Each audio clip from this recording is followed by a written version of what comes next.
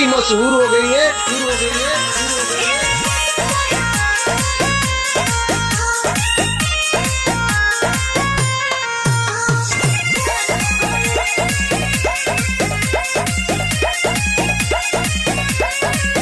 अरे इज्जत के मीडिया में करेलू जलील हो, बोलिए के बात बबी तू असलील हो।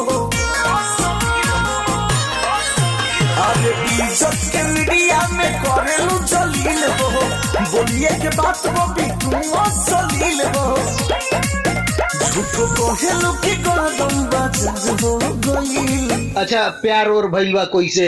प्यार ताजले नइखे भइल, लेकिन एगो बात कहे के चाहता नहीं, लेकिन रउआ से प्यार हो गइल बा। अरे देखते देखते